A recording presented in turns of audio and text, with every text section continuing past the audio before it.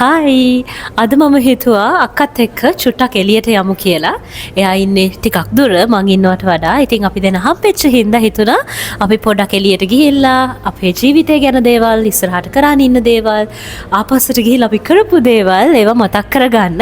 ඉතින් හුඟක් වෙලාවට අපිට ඒගොල්ලන් ලොකු වුණාට පස්සේ යාලත් එක්ක ගත කරන්න තියෙන කාලය හරි අඩුයි.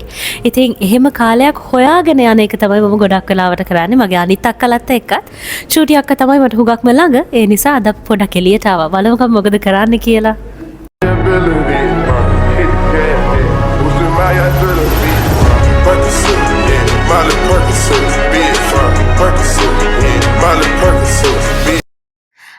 මට අනුව නම් මගේ ජීවිතේ වටිනාම අංක 1 තැනට හැම වෙලේම පත් වෙන්නේ මගේ පවුල. මොකද පුංචි කාලේ ඉඳලා මාත් එක්කම මාව බලාගෙන අද මං මේ ඉන්න තැනට එන්න මට ලොකුම හයියක් උනේ මගේ ගෙදර අය. ඉතින් මගේ චූටි අක්කා මට සාමාන්‍යයෙන් ටිකක් ළඟ කෙනෙක්. මම එයාත් එක්ක තමයි මගේ හැම දෙයක්ම වගේ කතා කරන්නේ, හැම දෙයක්ම සාකච්ඡා කරගන්නේ, මගේ අරමුණු පවා හැම දෙයක්ම මම බෙදා හදාගන්නේ එයාත් එක්ක. මං හිතන්නේ දෙවියන් විසින් මට එයාව සහෝදරියකට වඩා හොඳම යාළුවෙක් විදිහට තමයි මේ ලෝකෙට එවලා තියෙන්නේ. මොකද මං හැම නිතරම කියනවා මගේ චූටි අක්කා කියන්නේ මගේ හොඳම යාළුවා කියලා. වයස ගත්තත් අපි දෙන්න අතර ලොකු පරතරයක් නැහැ. ඒ වගේම අපි දෙන්නට කැම්පස් එකේ ගොඩක් අය කියනවා අපි එක වගේ කියලාත්. අපි දෙන්නගේ මුහුණුවර එතකොට අපි දෙන්න එක විදිහ වගේ කියලා කියනවා. හැබැයි චරිත ගත්තහම අපි දෙන්න පරස්පර විරෝධී චරිත දෙකක්. මම හිතන විදිහ, මගේ qualities, මගේ දේවල් යට වඩා හුඟක් වෙනස්. හැබැයි මං හිතන්නේ පවුලක් කියන එකේ ලොකුම ආශිර්වාදය තමයි ඒ හැම වෙනසම පිළි අරගෙන අපි එකාමෙන් ඉන්න එක. ඒ differences embrace කරන එක. ඉතින් ඒකත් එක්ක මට විශේෂයෙන්ම කියන්න ඕනි උනේ අපේ ශක්තියන්, අපේ දුර්වලතා අඳුරගෙන අපිට අපේ ගමන එක ස්ටෙප් එකක් හරි ඉස්සරහට යන්න.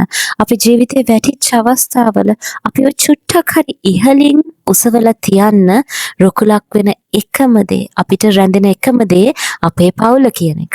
ඉතින් ඔයාගේ පවුලත් ඒ විදිහටම රැකගන්න එක තනි කෙනෙක්ට නෙවෙයි හැමෝටම තියෙන ලොකු වගකීමක් කියලා මං කියන්න කැමතියි. මොකද පවුලක් කියන්නේ, ගෙයක් කියන්නේ ඒ හැඟීම හැම කෙනෙක් තුලින්ම එන්න ඕනි දෙයක්. ඒක තනි කෙනෙක්ට කරන්න බෑ.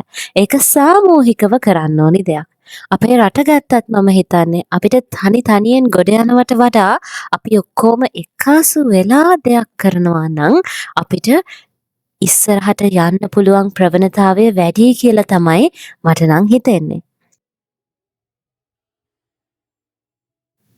හුඟක් වෙලාවට පුංචි කාලේ අඬදබර කරගත්තත් සහෝදර සහෝදරියෝ කියන්නේ ලොකු වුණාම එක අත්තක මල් වගේ ආදරෙන් බැඳෙන අය. එහෙම තමයි මම නම් හැමදාමත් සහෝදර සහෝදරියන්ව දැක්කේ. හැබැයි අපේ ඉස්සරහට එන සමාජයේ මම හුඟක් වෙලාවට දකිනවා ඒ බැඳීම, ඒ ආදරය චුට්ටක් අඩු වීගෙන යනවා කියලා. ඉතින් මේ පුංචි මතක් කිරීම අපේ ඉස්සරහ පරම්පරාවට, අපේ ජීවිතේ අපිට වටිනම දේ වෙන්නේ පවුල කියන එක ඔයාට මතක් කරන්නට කැමතියි. ඒ වගේම ඔයාට හොඳ පවුලක්, හොඳ ස්ථාවර පවුලක් තියෙනවා නම් ඔයාට ඔයාගේ ගමන ඉස්සරහටම යන්න පුළුවන්.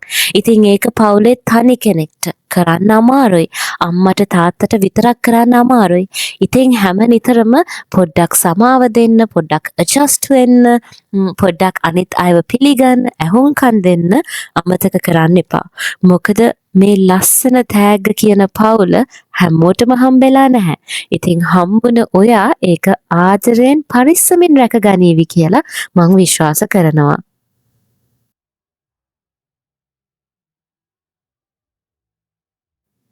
අපේ ආගමේ හැටියට සමහර බැඳීම් තියෙන්නේ මේ ලෝකෙ සහ ඊළඟ ලෝකෙත් එක්ක.